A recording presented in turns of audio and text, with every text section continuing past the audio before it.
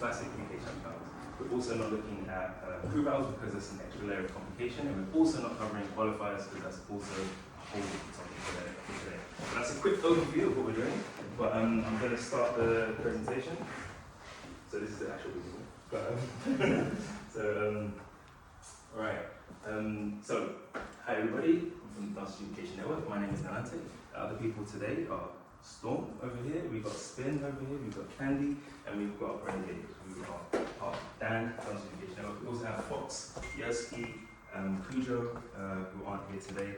But yeah, well, like I said, we're all about explaining fair judging and bringing people into understanding how the judging system works. So many times people will say, yeah, but how is it judged? And it's like this, this like flow and who's got flavor, and actually these are things that are quite hard to define.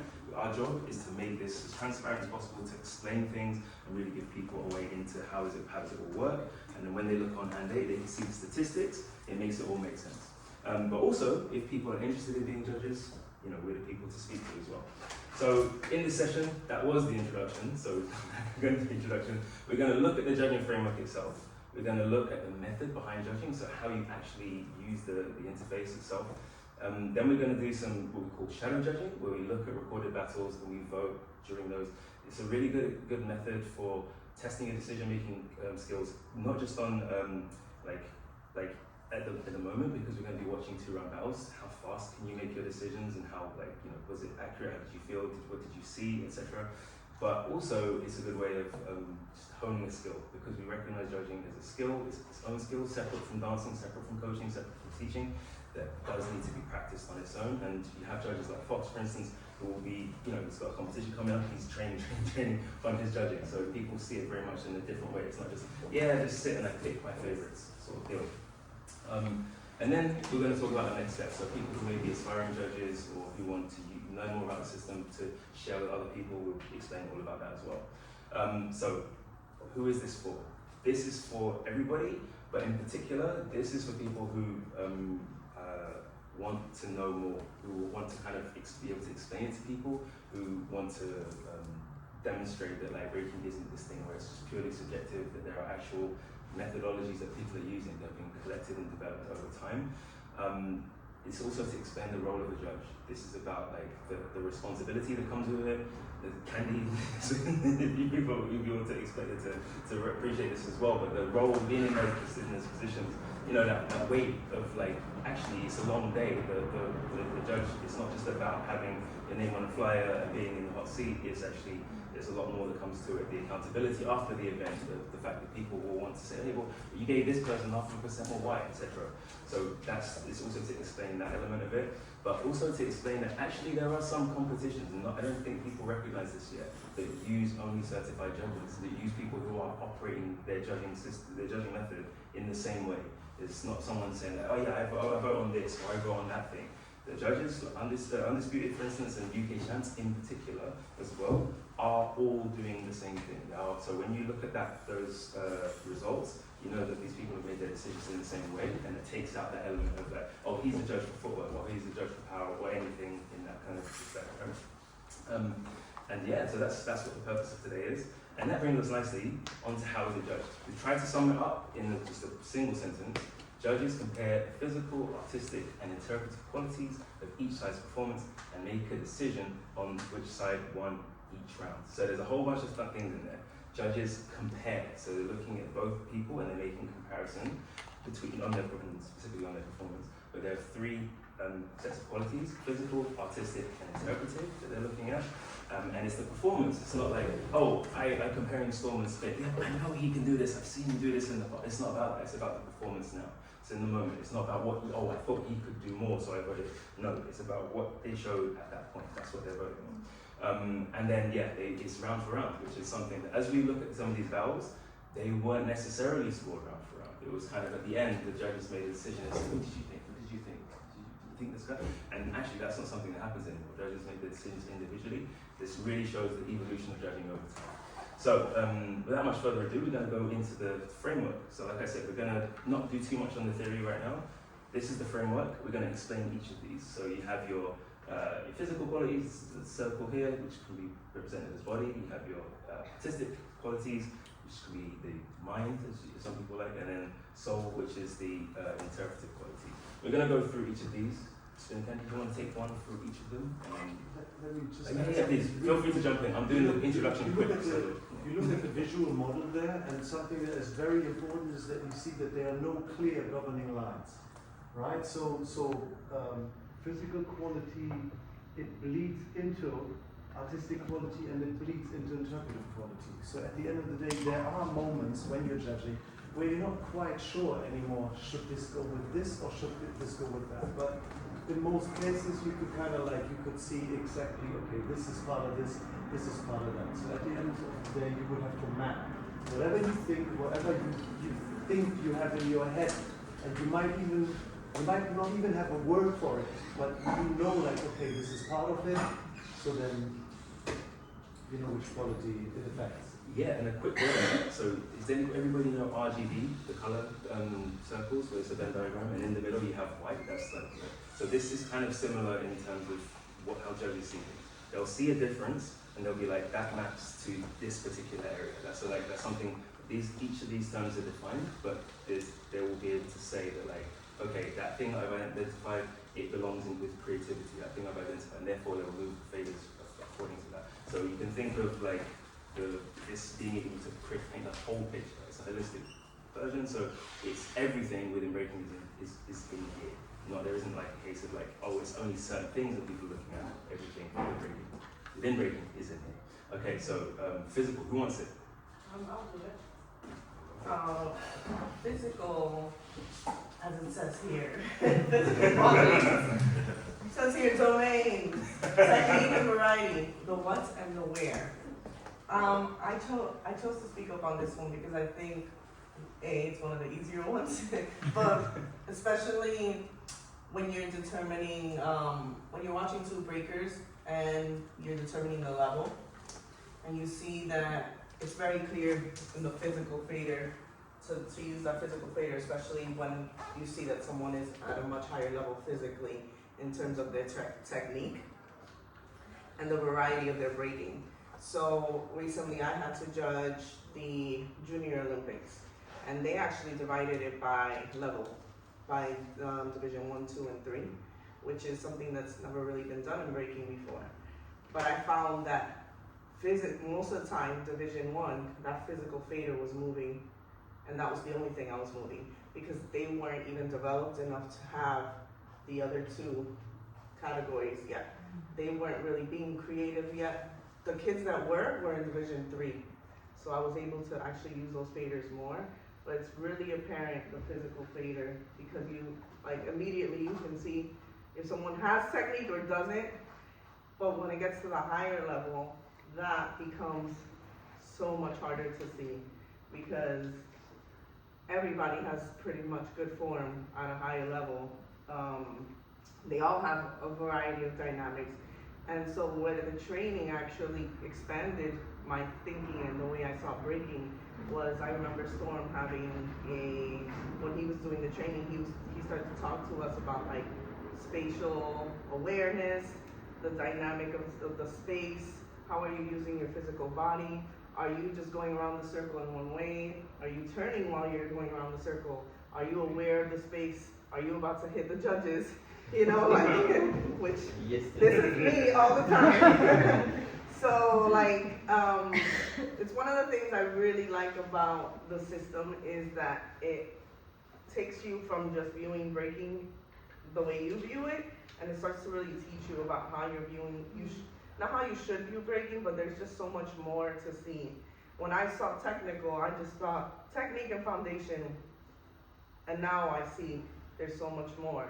And that's something, I could say so much, but it's something that really develops over watching it. You have to watch it a lot. You have to, because you'll start to see more and more. And especially at a high level, you start to be able to differentiate the little things that make someone's that little fader just slightly go this way or slightly go up. And sometimes you don't even move that fader at a high level, because they're both just killing it in terms of the level and the physicality. They're dynamic, they're both dynamic, they both have great technique, they're both using the space great, they have control. So then the next faders come in. But like Storm said, they all kind of bleed into each other. So there might be something like, well, maybe, oh, he's being really creative with the way he uses his body. Which fader do I use? Do I use the physical, or do I go down now to artistic or interpretive? Where do I use that? And you have to, I think those are things that can be taught. Those are things that come with doing it. There's one word that springs to mind, which is control. Control, which becomes execution at the end of the day. You need to understand that you, as a dancer, you have to express yourself physically through what you're doing, alright? So now, your craft can only be seen, whatever you do, through that physical appearance. And if you're not in control of that, and that's how it bleeds into the other, you could be the most creative person on the planet. But if you can't show it, if it doesn't come out in your execution, that's it, right? Same way, like from your performance, you could have the greatest things in mind about how you want to perform your way. If you don't know how to show it, it is a problem. So execution there is one particular part where you go like, well, for musicality, like what you have in your mind, and as musical as you are, if it doesn't come out through your body, that's where it lies. So is that clear? Everybody got a good sense of where that is? Yeah?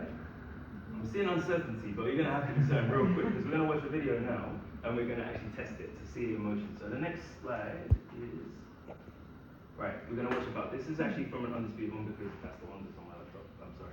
But we're going to watch about, and you're going to look only at physical qualities and decide at the end of the first round who won. Okay, so this is Bumblebee, versus Bumblebee, and starting.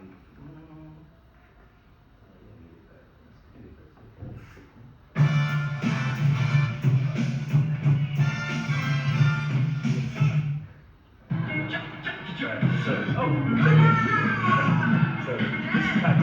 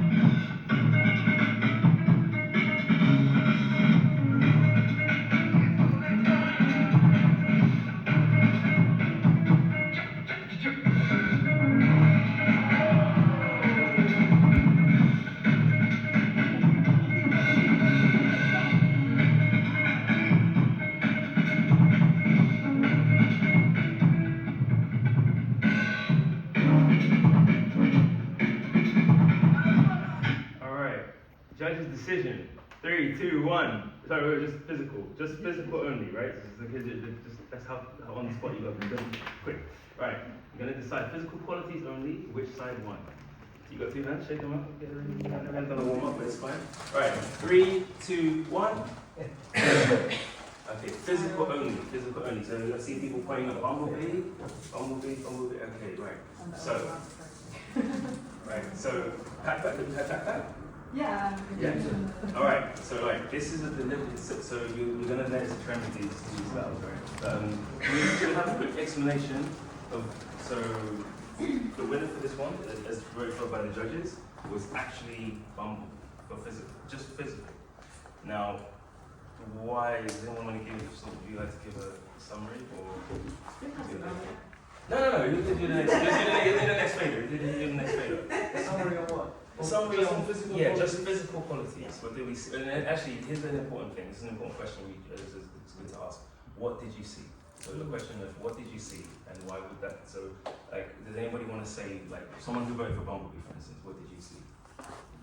Just more physical variety. Variety. and they both use the space well in terms of like using the whole space, but Bumblebee just had more to give, like physically, more moves, and just more variety. Yeah. Okay, variety of movement as well. And for someone who say backpack, what Like, would I think the backpack, I like the way how we control his body. Because that was a shorter round, but I seem like maybe he said less, but it was like on high level to control his body. That's what I was thinking. Yeah. Okay. No, this is good. This is good assessment. Yeah, go for it.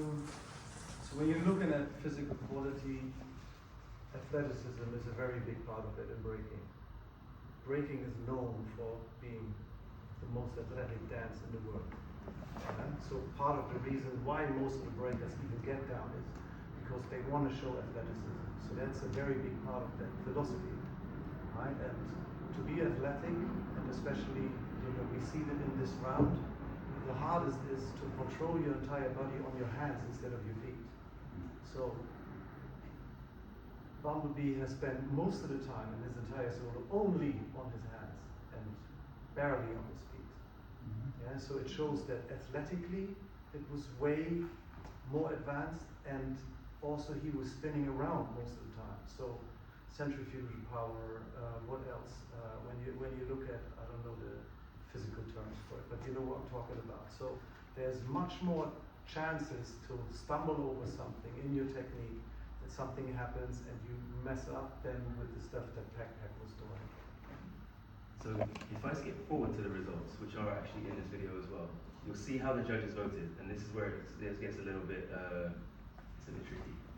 So this is the first round. You'll see that all of the judges vote for backpack.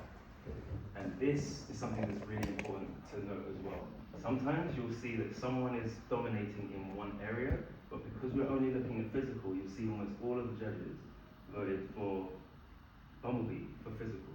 But the musicality, for maybe the creativity, for the expression, the personality, these are things that will, again, they can bleed into, and actually it makes it harder to make those decisions. So this first one we can illustrate, that's actually some of the complexity, the difficulty with judging this way, is that sometimes the other bits that some of the dancer is doing will kind of overshadow, but the judge's job is to identify just those three things: physical, artistic, and interpretive, and then to make a combined holistic assessment. Right now, because we're only speaking one, that's where it's more complicated. It's actually harder, especially because it was a trick video, but it does kind of give that give a bit of a summary. So we're gonna then move into get this one out of here. Okay, medium now. We'll see you later. All right. Next, artistic qualities. So, spin. Okay, so artistic qualities, like Storm was saying earlier about breaking being like the most physically demanding sport in the Olympics, but dance form. One of the things of where the two bleed, where it's hard to match, is like having that physicality with some artistic qualities. So some people are physically super high level, but have no idea how to put their stuff together, or put their things together, right? So people that have high level moves and can be on their hands for the whole round, but their artistic quality is usually pretty doo-doo if they haven't spent some time, right? So one of the things is whether you've progressed from foundation, and I guess this is where it comes into variety as well, like how much stuff do you have, like how many variations of moves do you have, which then bleeds back into physicality, right? So you start seeing where the two have a relationship, right? So it's not just like, okay, he's creative, he's like, yeah, but if you repeat it, you can't be that creative because you don't have much stuff. So then it comes back again to whether it's you're going to use the physical failure or the artistic failure, right? Creativity, personality. I think a lot of the creativity that we have should come through in our personalities when we're dancing. Like you should see someone dancing, get a feel for who they are, or what kind of person they are when they put their stuff together, right? And your personality should shine through with your creativity, because that's like kind of part of what makes us as a dancer, right? But again, bleeding in the other direction, if you're not bleeding up towards physical quality, you start talking about creativity, it's easy to bleed into the soul, right? Because of how you can be creative musically, like Pac was with the music that was playing, right? He done a better job of it than Bumblebee in that first round, right? So we got to see more of Pat-Pat's creativity and therefore his personality. And I think it's really hard to talk about it on its own, because every time I talk about it, I can't help but see where it bleeds into the other two, right? Because they're all in a relationship together. And I find that actually that's one of the things that when we've had these chats, that one of the struggles for us when we're talking and teaching is trying to separate each enough to concentrate on the one thing whilst not concentrate on the other two. So we've got this at the bottom, we call them like research questions, and that's I guess the thing. When we say what did you see, the judges are making the decision here, so they're thinking about like if the things that they saw fall into questions about how the person danced and who that person presented himself as. That's usually where the artistic favour is moved, because it is right. We didn't really delve enough into it in the other one. Like in physical, it was the what and the where, and something very important there is when we're looking at the what is more like what has the dancer used in order to pronounce or in order to show their moves and showing their skills on the dance floor. And the where is super important, because where gives us the place where the battle is actually happening, or where the event or where the performance is actually happening. So now we're at a battle, that's the where. And when you look at the question, what the battle actually is, you know that you have to show physical superiority in order to be there. It's not a contemporary dance performance, it's not just a simple showcase, no, it is a battle, and the reason why you're performing in the first place is because you want to beat the other person. So that's the where. Now, with the how and the who, if I would have to describe a person, right? And I start with the physical. Now I start with spin and I say, okay, so he's like this tall, the way he's built, athletically built, he has a beard, you know, like all these things I say, and now somebody would say like, yeah, but that's just the physical. What about his, like, how does he function? Who is he, right? And that's exactly here. So with time you develop personality, and with time, I mean, even babies have personality already, but you don't see it as much as when people are growing up and it shows. And that's why the how and the who is this research that you're doing. You look into how people are actually built. How are they thinking? And who are they? So and in breaking we always refer to like almost like a superhero mentality, where which superhero are they? Yeah. So now you have the name Spin, Storm, you know, like different people. They all sound like superheroes already. I think that like I think I've also heard this described. Yaski's got quite a good snappy one about this. He says that like this is about your ideas. So this is about when you watch a performance, it's about the ideas that people have, and it's not just the ideas that they thought about at home. It's the ideas they think about at the moment. So it's whether they're responding to something like the stage. You know, you see someone go flip off this and that's because they've responded in the moment, or even sometimes in the music, but that kind of leads into the So if you divide creativity, you could divide creativity in two parts. Planned creativity is all the stuff that you've been working on forever, that you really thought of, and you progress from the foundation, like Spin said, and then you have direct creativity, which has a very, very important impact, because it shows how spontaneous you are reacting to the moment, to the music, to everything that is happening on stage right there. And so now we're going to get you back to judging again. So this is a complicated one, but we're going to give it a go straight away. This one is IU versus Nanaka. Again, you're going to be judging. Huh? It's a hard one. This is a good thing. We've got a good group here. Yeah, it's fine. I'm back. Just artistic qualities.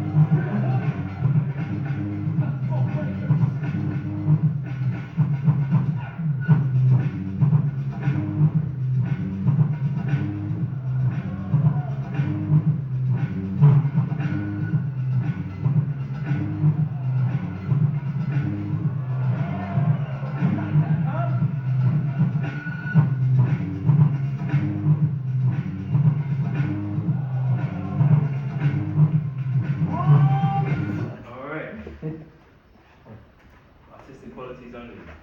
Alright, judges, 3, 2, 1. Okay, we gotta make time of this. Oh, hold on, hi, don't worry. It's not an easy one, okay? No wrong answers. Can I just add something? I know it's No, I mean, I know it's a little bit scary, right? 2 things. Don't do this shit. You have 2 sides of your body, use the arm on the right side of your body. Second thing, don't be scared of judging. There's no wrong decision. Do you know what I mean? Like, we're just like having an exercise, like face your fear or whatever it is and just be like, yeah, I think this side. And then hopefully we can help you to understand why or why not or whatever, right? Like, no one's testing you. It's okay, we're all good here. So don't be like, I'm not sure. It's really Don't worry about interesting. Can you imagine how we feel? when you know there's a live stream, there's like, oh, how many thousand people watching. And they're ready. They're ready for you. Especially the harder the battles get. But you have to make a decision, right? So you're sitting there and you go like, oh, am I the only one that thinks this is hard? Because all the other judges, they just sit there like, they make it look like, oh, it's the easiest thing in the world. And you sit there starting to sweat with that pressure. Can you imagine, you know, all the biases are coming in, right? They ask you, all these little devils are in your head, right? Trying to push you in a certain direction. And then all the judges' decisions come on, and you're the one judge. Not for me. And it happens to be someone in your crew, so you're like, oh, I'm gonna hear it now. Yeah. So here we go. We look at this one. This is the first round.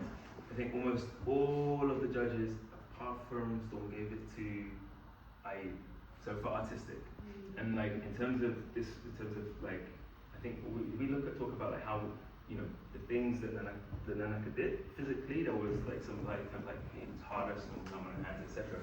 But like, was this down to the ideas, the kind of the concepts? There's these. I was playing more with different. You know, she had I think theme on the floor, and then she used it up or something, and it's kind of. I think it would have been composition wise for like just of watching that again. Like the composition of it for me would have been stronger for IE, where it was like there was a lot of stuff he started. Composition is the interpreter. Actually, you did give it for interpreter, but like in terms of like, I guess if we just look purely at ideas, do we kind of sorry. Yeah. For artistic, so once you get into like the theory more, you'll see that there's a lot more that falls into this really a quick breakdown. Yeah. But there's a part of artistic that is a progression foundation, and when I see to me, like, you can tell she's studied in that round. She studied breaking, even though her physical, as you can see, I wrote a physical one to the other breakers. It's good to hear. She was on her hands. She was more athletic, as Stone was saying. But you could see she had a variation of various steps. She was dynamic within her footwork. Even though she stayed on one level, there was so much level to what she was. There was so many steps to what she was doing that, to me, that's why the artistic went in that direction. Also, the way her concepts. So I always think of artistic in terms of ideas and concepts. So if I see a concept in you, is your breaking going somewhere? The how, like why are you doing it? Like, I was watching Nanaka, and it felt like I'm doing all these moves, but I don't know why I'm doing them. Whereas, because she can't do them. you know, like, I don't know why I'm doing it. I'm just gonna throw out this flip because I know how to do it, but like, whereas everything I did looked like not a set, but she knew why she was doing it. I mean, and this is what you're talking about when it comes to the composition, because the intent behind the meaning of the content is like, this is the flip didn't kind of go anywhere, it was just the flip, because there's a flip rather than this. Okay, in the interest of time, we're going to move on to the next one. I don't know who's doing the next one actually. Is this interpreter? Who's doing that one? Can? Can? We can all do You it. can all do it. Okay, so there's two domains: performance and musicality. That's right. Yeah. Go for it. So what I'm always saying is that interpretive has everything to do with time. Yeah. And in breaking, time is not when we look at our clock and we count seconds and minutes. In breaking, it's music. Right. So that's the time that we have now. At first, when it's about you read performance, when it's about performance, it's about the entire loop of one performance, and every performance has to or can be broken down into parts that form. What's the English word for it? Help me. Narrative. No, huh? The excitement. Narrative. No, The excitement of the hold on. Composition. Composition. You compose. So there's a beginning, there's a middle part, there's an end, which then structures a tension arc. So that's it. So in all over, like if you're watching competitions, you see round for round for round for round for round for round, and it always builds a loop. So whether you have a good book, whether you read a good story, whether you have a good song, whether you watch a good movie, everything, even your day, every day, you could break it down into a tension arc, right? Not getting deeper into it, but that's one part of the time frame, and that's why performance, in the broader sense, is also musicality.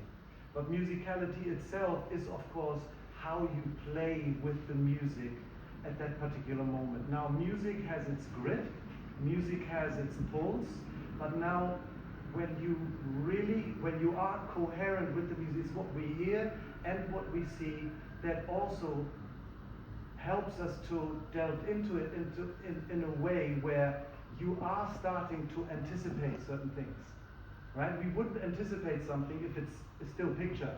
No, but we start to anticipate something because we play with time. And that's why jokes work. That's why certain restructure, like when it's built in a good way, some restructuring is happening at a particular moment which creates an impact. So going back to performance, towards the end of a solo, of that performance loop, if it comes to a climax, you would say it's been a good performance. If that particular part happens all the way in the beginning, and after that is going down, you wouldn't feel the same way. The same way as when you talk a joke the other way around, the joke wouldn't come up well, right? Or the joke comes in the beginning, everybody laughs, and after that the story becomes boring. It won't really work. So this is what we're getting into. So with musicality, it means clearly we're not looking at performance necessarily at the time, but how we feel on how that time space is working out, so that we have particular moments that we value in impact. So this one. So where does authenticity come within that? Is it back to, and that reminds me of the thing of the context of where it's been and like the whole like performance and musicality and the difference of it being in a battle context and not like not in a dead set performance, right? So we see people do rounds, but sometimes it's not. When within a battle context, it's like they're not battling. There's no intention.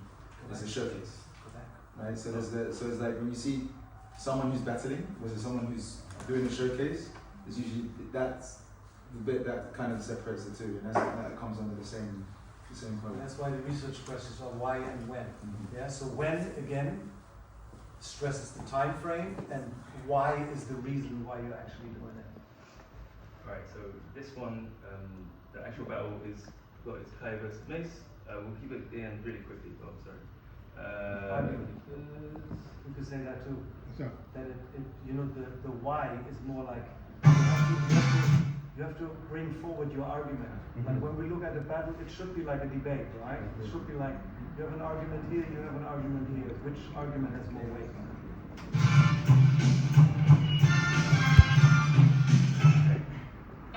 Sorry, just before we, obviously, this one is about the interpretive qualities, thing we just discussed. So, everyone that one, just for clarity.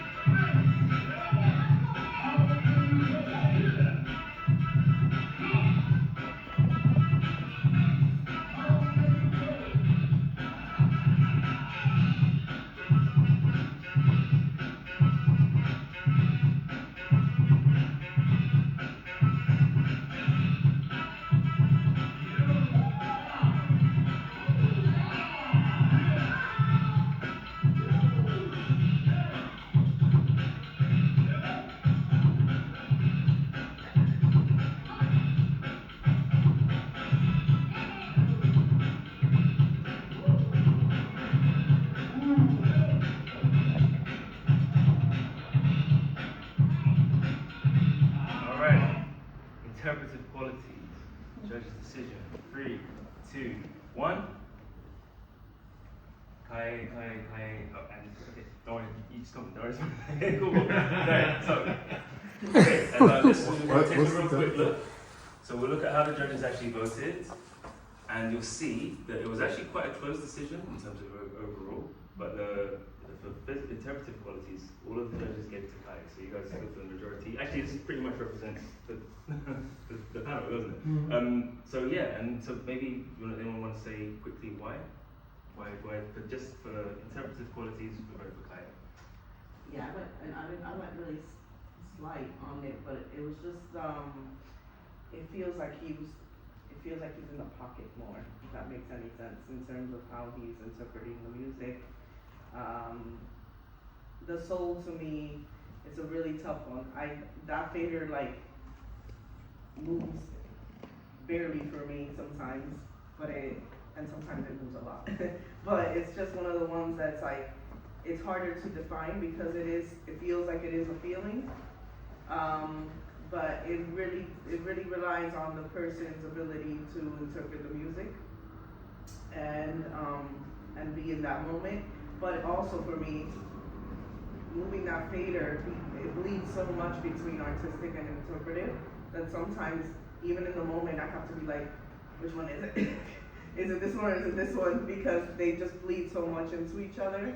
But in this case with him, it was just very clear to me that he had so much more of a freedom in expressing and interpreting that song than Mace did. Mace did it very obviously, but at an advanced level, when you start to see someone interpret several instruments as well in the music, I'm like, okay, he's definitely getting the edge there. It's so easy to wait for the accent in a song. You just land right on that horn. Everybody knows it's coming. It's nice getting that element of surprise, like Storm says, where they keep you kind of up here throughout their whole round versus like, oh, I know when he's gonna hit that. I know when he's gonna hit that. So that's why I.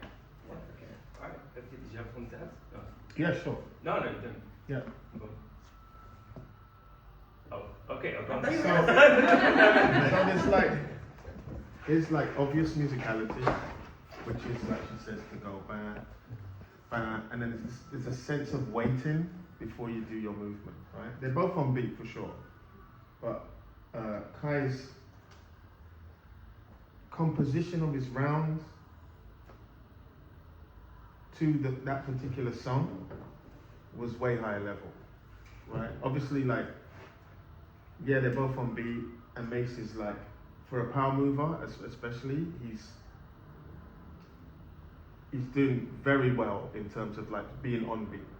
But the moves are much coarser. There's not a fineness to it. There's not a finesse to it, and you are kind of looking for that when you see, especially in that domain. For me, it's like, who's in the music more, not just on beat. Who's following the cadence? Who's taking the phrasing and making it more palatable as opposed to just like jamming out the moves to the beat, right? So for me, it's very. Can I add to that? Yeah, sure. So something that you've done with us in training is kind of relative to what you're saying about the basic and more advanced musicality. When we put music on, and Kev would ask like, how does this song, what does it sound like? Which sounds a bit stupid. But then you say like, okay, like this song makes me feel like this. It's got this kind of feel, whereas this one has more of this kind of feel or whatever. So there's different textures, right? And Mace had one texture throughout his whole thing. So he was on beat. He was very much on beat, but it was a single texture and a single layer. Whereas Kai was on multiple layers, different dynamics of the music. He was saying different textures, different feels within the song. So that took his musicality to another level than Mace, even though Mace was also musical. Nice. Alright, so in that case, we now move on to the judging method. We covered the framework, that's how the different things work. If you want to learn more, you can visit the Dance Adjudication Network website and sign up for the learning platform. The QR code will be at the end. Right, so this is the judging interface. This is basically what the judges have in their hand. It's what you're going to have in your hand in a minute. Now, a quick few things about it before we actually log in and get you access. Number one, it's faders. It's not a number. It's not a case of like, oh, this number for this. No, it's comparative. I mean, like these guys have explained conclude the explanations. It's you move it depending upon how much you feel that person's dominating in that set of qualities. There is an overall winner bar at the top. So this, I'm sorry about the blurry image on this one. I need to fix that. This tells you who is winning overall. So it isn't just about how many faders you win. It's actually there's an overall thing that the judge is putting down for each. The fader's position is more information for afterwards, but this will determine the winner, the overall winner bar. In terms of the scale, how far you move the faders, you don't want to just slam it all the way to the end because someone was a little bit better. You kind of want to give some nuance and give a degree of, okay, this is how much better I felt for everybody that this person was. And then, yes, when you touch each of the faders, you actually get the list of values, the values that are represented within it. So, for instance, if you touch the physical fader, it will say technique, and that includes athleticism, body control, dynamics, spatial control. So this is a useful thing that you have. When it comes to the send button, when you click send, that is it. Your vote has been submitted. There's nothing more you can do. The decision has been made. Your hand is raised, effectively, right? And that's how the judging interface works.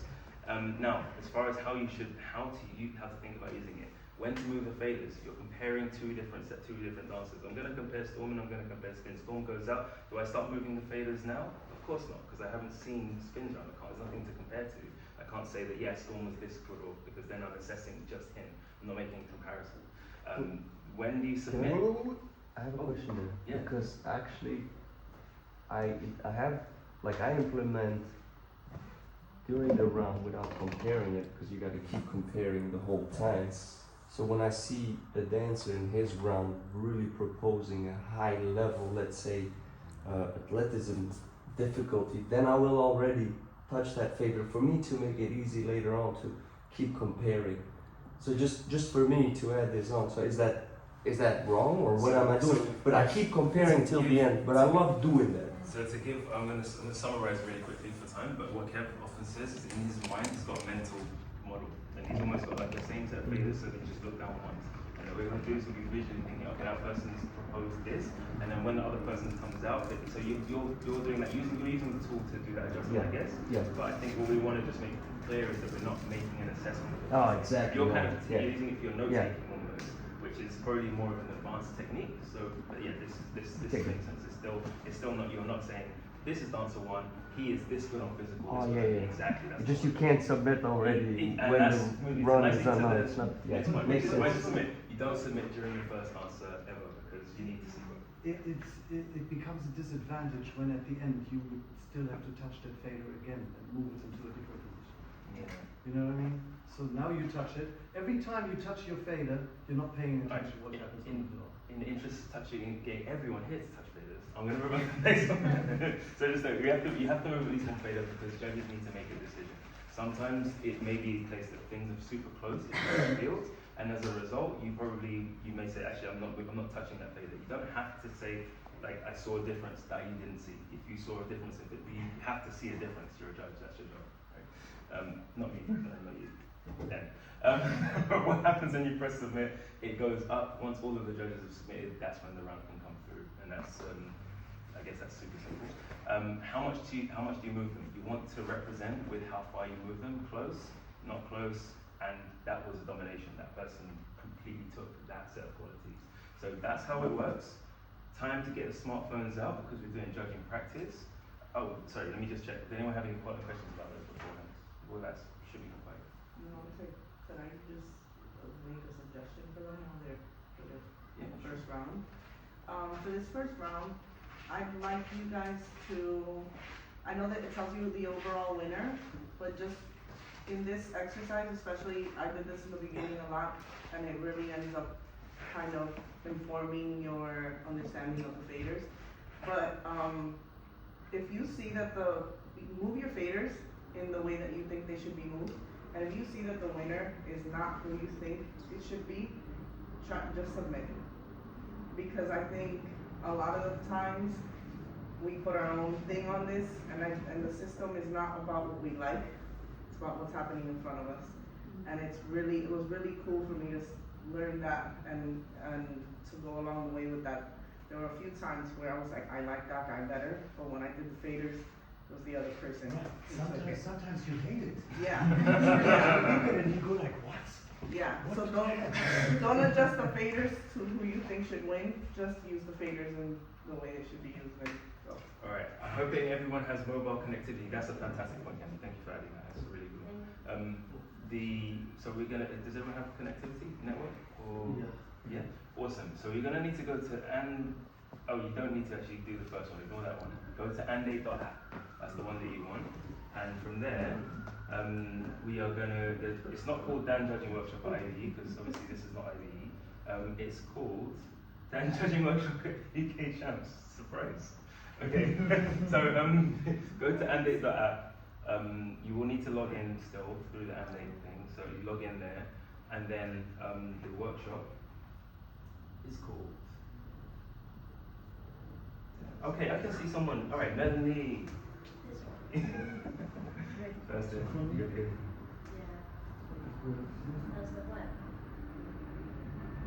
So if anyone has any difficulties, few enough of us, I can actually. Do we have to log in? Yes, you have to log in. If you haven't got logged in, just make one quickly. Okay. Yeah, and it will say standby. Does it say standby? Waiting on standby? Oh yeah, perfect. Okay, let me check for you. Oh, wonderful. Okay, so I've got Renegade, I've Yeah, got Nightmare, I've already done this so many times. and I've got Dazzle. Brilliant. No. Wait. Oh, you're not judging that very bad, are you? No, but I tried that and I said we'll pass that. Yeah. Anyone want some tea or cake? Pfizer. Cake? Thank Cake? you. Wow. Chocolate or blueberry? Blueberry? Thank you. Thank you. God damn, these are things. You want blueberry? Blueberry chocolate.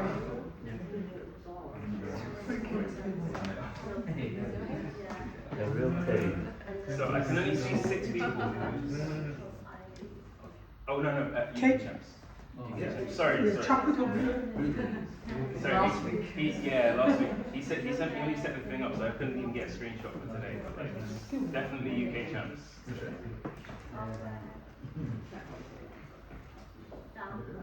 Oh, yeah. Yeah, I'm okay. I had so much tea already. Yeah, I do, but I need to get the judges. No. I do believe this is part of being a good judge to learn quick. Yeah. Playing with the iPad.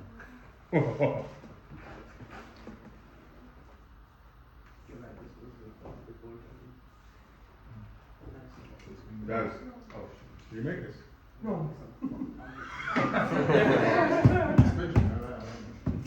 Thank you very much. No more if you want. No, this is enough. It's enough, but. It's a birthday cake.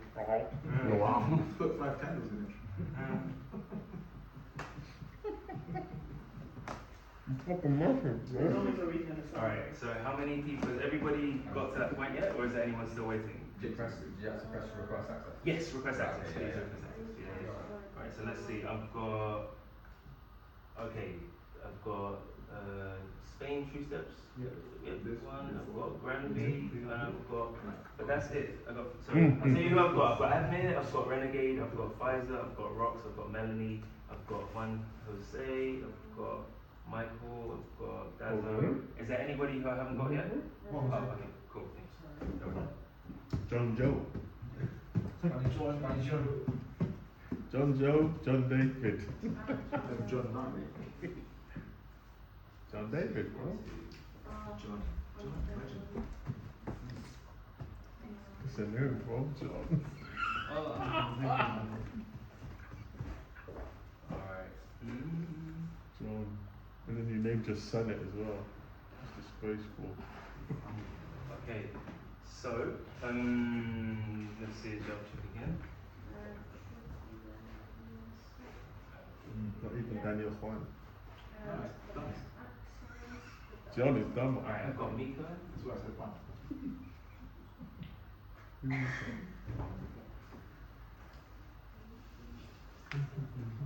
Alright, so your devices should change now. It's saying, is it coming up? Yep. Yeah, nice. Alright, so first one We're gonna watch 2005. This is 20 years ago. Physics versus rocks, right? Yeah. So there's, like I said before, some of these have not been judged in the system before. Like, what's important to know as well is that with this system, it's not a case of saying to you, you must rethink how, like, sometimes it's still obviously the winner. This helps us explain why in a consistent way, but also make sure that we're aware of everything. So breaking has changed, awareness of judging has changed. So you may find that the decision, whatever, but you will see. This is all part experimental anyway, right? So 3 minutes. This, don't we? You get, yeah, I think you two were actually. So what's going to happen, and we did this before, we had a decision, and you're going to have to decide all 3 fadas, and you're going to have to decide before the next round starts, okay? Is everybody ready? No shaky.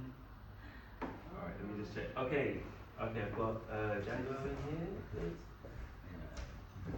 And my man at the front, you. No stress, yeah? You gotta get the shoulder of anything these guys are. No, It's slightly stress. Work through. The only one guy here who doesn't have stress. Sent already. Zero stress. Zero stress. Everything's a joke too. I love it. Life is beautiful. I've seen that movie. Yeah. Oh, and they got I purposely make fun. creating an account. I tried. Oh, have you already done an account? No. It's not.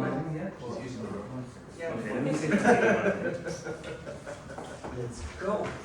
Alright. Peter, I'll set you up for the next one. Alright, everybody ready? Yeah. Go, go, go, go! Okay, everybody watching? With the faders now? No! I like the picture of physics. Sit back, please! B-boy physics. Korea in the house. With that kimchi flavor.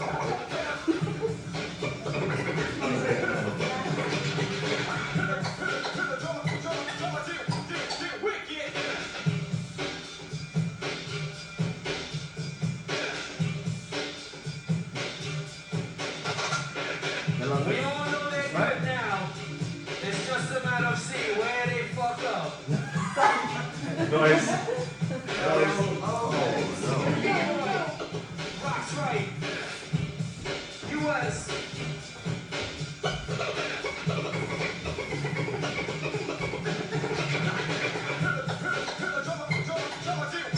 Get wicked.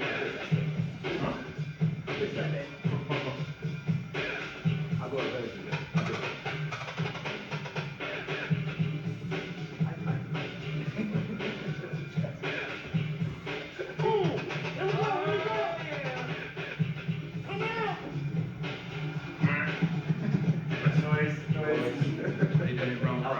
Are we doing all rounds? Of course. I'm trying to kill these people. You have to press send in the pin? Yeah. You didn't explain that, bro. Here we go. No, it's bro. We both commanded it this way. I'm already fucked up. Get wicked. Oh, judge it. Judge it, judge it.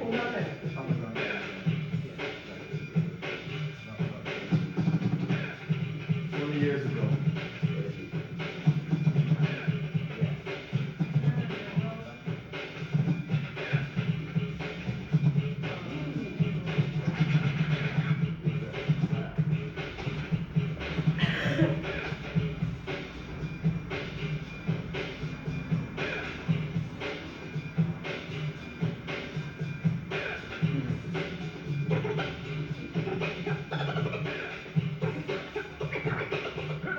Get wicked. Last round. Last round. Who needs a I record? never scratched that much, bro. Ever. So you're saying it's not you? No, I'm judging you. Me as well. You don't play this in the middle, do you? I don't play. For 3 rounds? No. That might be this one. Yeah, that was it. They got confused. I was like, there's no more rounds. Okay, that was 3 rounds. Has everybody voted the final rounds? Yeah. The decision? Alright, so as you already know, there's a website called Andate, and Andate essentially hosts this stuff. Dom's kind of put this together. There's 32 people for some reason. True. Oh, hold on a second. I actually need to do battle controller here. Come on, You're the right thing, bro. for the record. Freudian slip. In real life, who actually won that one? Rocks. One of those men. 100%. Easy. Alright. That was his first big win. It was not physics day. No. And for that era, physics was incredible. He's already done the cruise as well. The winner we got was Brooks, right? And this is what the votes were. So in terms of what people put, here we go. Is this where I get to roast people, bro? Third round. No, It's not not roasting. yet. Third round. Come on, guys. Discussion. So okay, who Physics got got that. some people physics, some people Brooks, right? People who put well, what did we see? Does anyone want to give feedback on what we saw? Sure. Yeah. For me, I put physics slightly on the physical side for pretty much every round because it's more explosive, more dynamic. But it didn't really have any musicality, or, in my opinion. And for Rock's Right, I've put mainly for the other two for interpretation and creativity because he read the beat a lot more. There was times where I thought physics was a bit more creative because he had bigger, more explosive signatures maybe. But I think Rock's Right still is. Sounds like a good assessment, and so one of the things we look for with this as well is the language that we use is in this and actually you're very aligned with the way that it works. So good understanding, nice. And I mean, one of the getting up, stopping, and starting, is that something that that damages your composition, right? So does anyone want to say anything about that? His composition was trash. Yeah. Sorry, oh, he's not finished. Go ahead. Storm, when it comes to the physical quality, Storm said before, the delivery is very important, the execution, and you would expect, what he does, physics is really, there's some creative athleticism, but it doesn't come out, doesn't come through, so he loses for me in favor of the physical quality because of that. I would have said no. He crashed 3 times. Yeah, those are correct. So this is what he's explaining as well, right? Yeah. And crash is in the physical. Yeah. Right? I mean, it affects all the flavors, but really it's in the physical. His energy was super low. He was crawling through his rounds. In terms of composition, he kept getting up and down, which made no sense. Rock's Right's composition was way clearer. The time factor is also a factor. In 2005, no one was breaking like Rock's Right. So in terms of creativity, what he was doing was creative at the time, right? Obviously now, 20 years later, lots of people have copied him, blah blah blah blah blah. But the rule of 3 that he was using, for example, that was not a thing back in 2005. Creating these patterns, repeat, pattern, repeat, pattern change. This kind of stuff just wasn't a thing at the time. So we don't have to take that into account when we're just doing the exercise. But that is a factor. The third round, for example, to me, I gave the physical quality because there he was able to deliver in the third round physics. And as well the interpretative one because he kind of pushed that what was within him, pushed it through and Rough Right kept the same pace, but still won the artistic one. So I gave the third one to physics. Just because I felt like he kept pushing that soul part, which is related to music, but to me is also you put in the effort and you want to deliver, you want to push that the performance, that authentic you want to feel. But that's and number 2. No, authentic is the Authenticity. Yeah, but performance is in the second. Interpretive. No, it's artistic. Your presence, your that's personality. character. Yeah. Okay, Okay, so it's there, there, and when we get the circles, they cross, baby. Yeah. Okay, next one, we've got Hill versus Nick, and this is from another year, which is somewhere.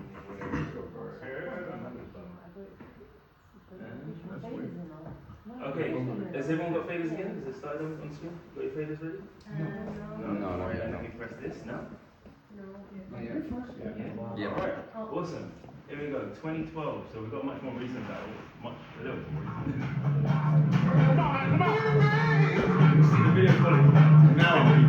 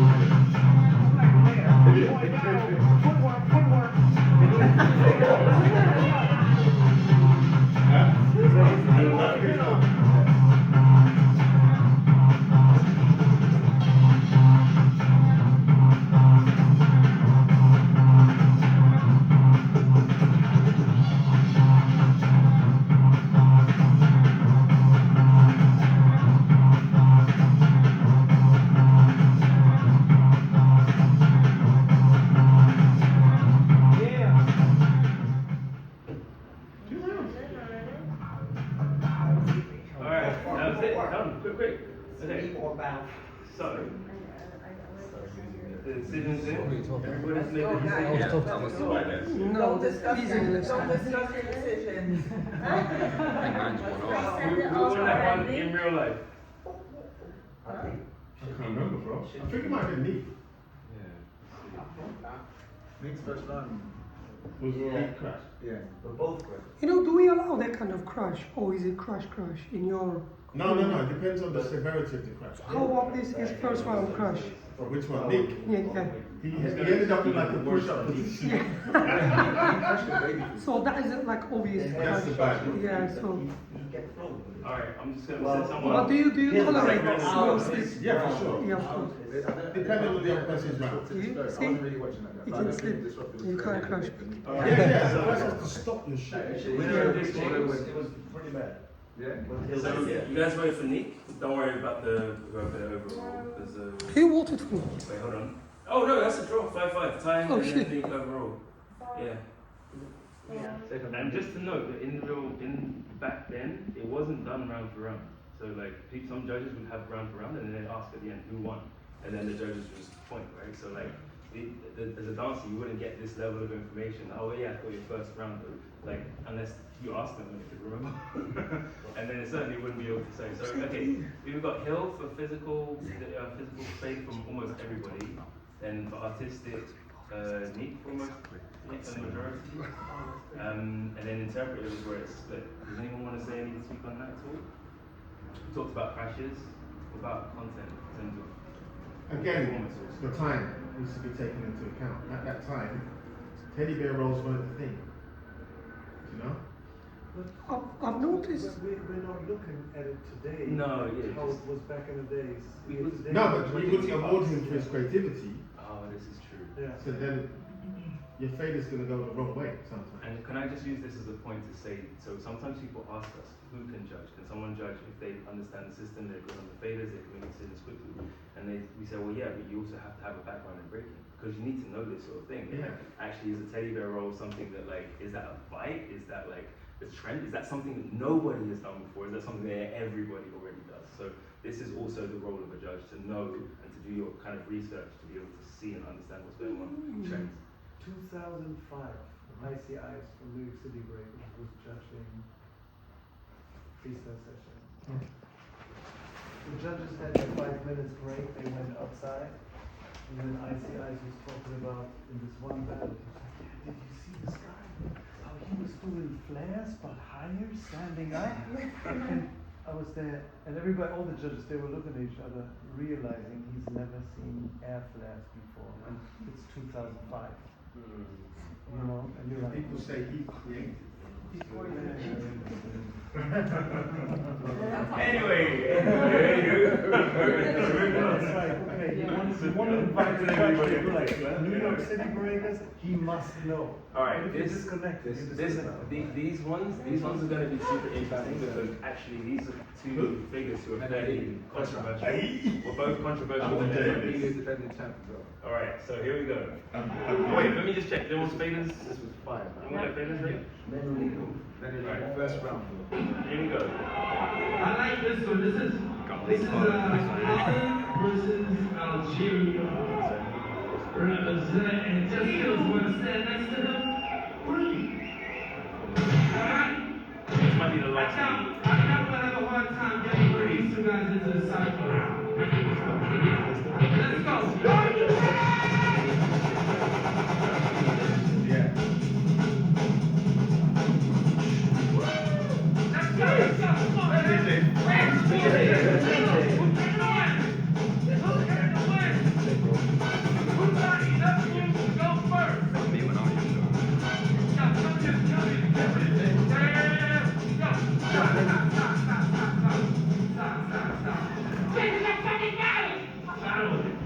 You must want to do this.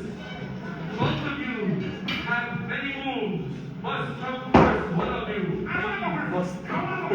of you. This should have stopped there. Like everybody should have gone.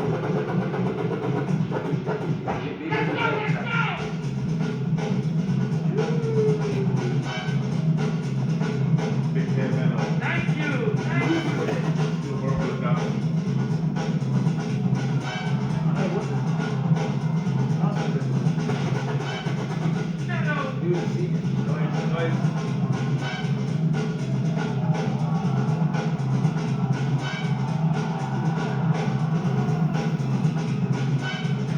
Why is this battle happening so early?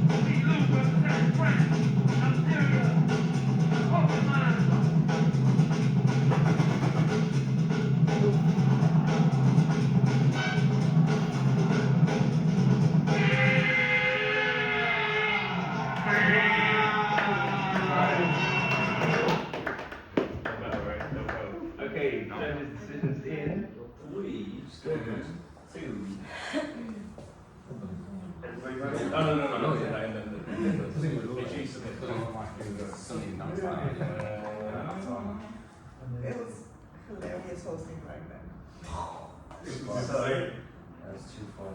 let's have a look at how we voted today. Alright, so we got Welcome, guys. 2, 3. So Mano, this one was close. Oh, sorry, this one, second round went to Lulu. Yeah, I see. Yeah, so like, what's interesting about this as well is that when you look at Mano here, you can really see the evolution, like, because that's you know, like much more traditional. You see how much he's evolved as I well. like his approach better there, but I like his moves better now. Yeah. So like take those to the front. Does anybody have any questions or kind of comments on any of that? What did you see? What stood out to you? Mendo's creativity was really like high level, and I've just realized that Mendo has more content compared to Lilu. You know, I didn't watch this for years.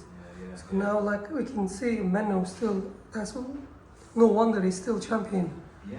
Because he's still keeping up with his creativity and Yeah, and so interesting. stamina as well. At the start of Lilu's second round, when he started popping. Yeah. Yeah, so does anyone want to speak on that element? Like, what the. It shouldn't count. Yeah, no, so is that like that personality? Do you give personality? Because I know some sorts of.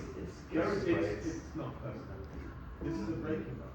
So in terms of in terms of the response to the situation and the type of performance, would you mark down for that particular thing? No, it's not relevant. I'm indifferent to something like that. If it comes to the wire, then I might be like, yeah, what is that? Because it's not good popping. If it's good popping, then I'll give you something. But it's just like, it's out of context and it's shit. It's shit. Yeah, that's what I was gonna say. It's context because someone like Yasmin will put popping into her or house or something. But it has to be good. Yeah, but it has to be good. For years, reminding these guys were doing house steps, but it was good house. They're not like mocking house. So why would you even do like what is the sense of that? Did Menno do some popping? You responded to, like what's the sense of it? Okay, I mean, so this is basically an activity we do. It's called shadow judging, and this is the best times we do this is when it's actually a live stream. So if it's like BC1 or something, we'll have like a panel. I think we've had up to like 30 people before. Where they're just in different places. They've got their phone sitting down in their home on the sofa and just watching and judging at the same time. It'd be really entertaining to see like how people respond, whether it matches what people saw in the venue. Because again, you look at this, you heard parts of it where people were going crazy. You maybe looked at the stage and thinking, "Oh, it was good," but it wasn't that good. And actually, sometimes when you're there, it comes through very differently. So the best shadow judging is when we do it in person. You're actually in the venue, but it is possible to also do it when it's different from a recorded video as well. And that's the ones from a recorded video today. We are going to have to cap it there because of time. I need to get these guys back, otherwise Hooch may kill me. So that was the shadow judging. Again, this is going to return to the purpose. Who is this for? People who are interested, people who can tell their friends. This is how you find out more information. I'm going to have some cards, stickers, because we've got a long website name, and it's easy to spend a QR code and to remember that's Adjudication Network. But we are on Instagram. All of the different values that make up those domains, we've made videos that explain the questions behind them. So there's a whole YouTube channel, this YouTube channel with a video for each of the 17 different values. So like, okay, texture in music, what does that mean? Coherence in music, dynamics, all of these different things. So we make resources, they're out there. If there's more stuff you want to see, let us know. But also, just if you're interested in judging and thinking of the role of the judge, it's not just a case of like, oh, I'm someone who's going to do judge UK champs or whatever. Everyone has communities that they're in. If you say, hey, can I take the role as a judge? You absolutely could put yourself forward and say, I'll help out judge. I want to learn the system, I want to develop it. But also I want to be able to explain to the people, like, there's people you train with. You may have heard something today, do you know what, that guy that I train with, he needs to know that. And actually, you could be a conduit to help develop your own community. So that's one of the other reasons that we're doing this. So, and yes, we are promoting certified judges at national and international competition series, whether that's like the national championships or a competition like UK Champs or Undisputed. That's the standard that we want so that we've got consistent, coherent judges. So when you look at those stats, you can be like, okay, we're all looking at the same things and there's only a difference in there what the different judges saw. And we need that because you don't want just one judge because they may miss something. The more judges you get, the less things will be missed. And that's the purpose. So that's it for today. The next steps are the e-learning training. It's not for the presentation, so it's e-learning training. If you wanted to become to get trained, there is an e-learning platform, and then there's an exam on there as well.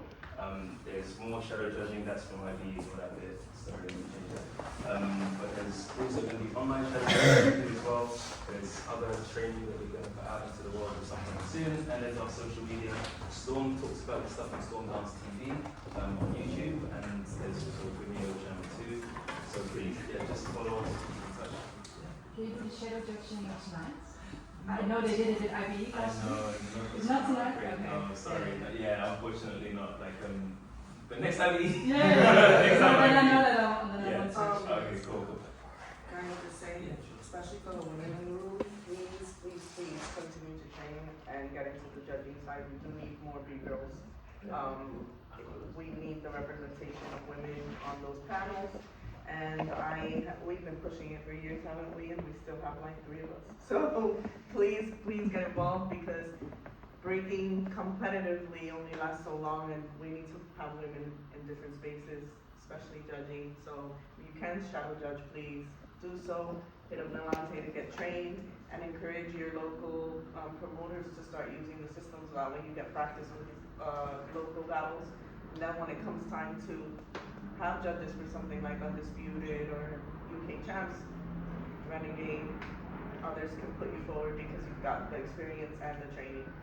And also, if you did want to judge at your local events, there is a downloadable app that you can actually have. So you can say, right, it will still say Dancer 1, Dancer 2, it's not connected, and it's free. So you can just use it and say, okay, I'm comparing people, and then this is my assessment, vote, and this red and blue. And then you can look back, and it tells you how you voted for each one. So afterwards, if someone comes to you and say, hey, why did you vote for that? You can say, okay, you were, this time I voted physical, and it can kind of give it more of an explanation. So that's one of the things we're bringing as well. Let me know if you want to know how to find the app. It's quite easy.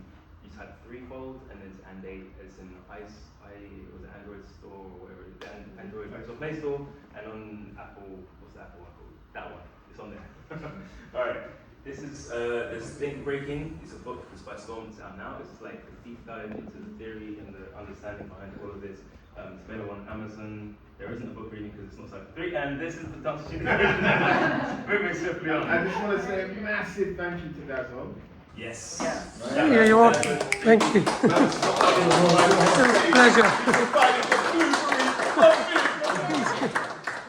And you guys, thanks for coming. I thought you just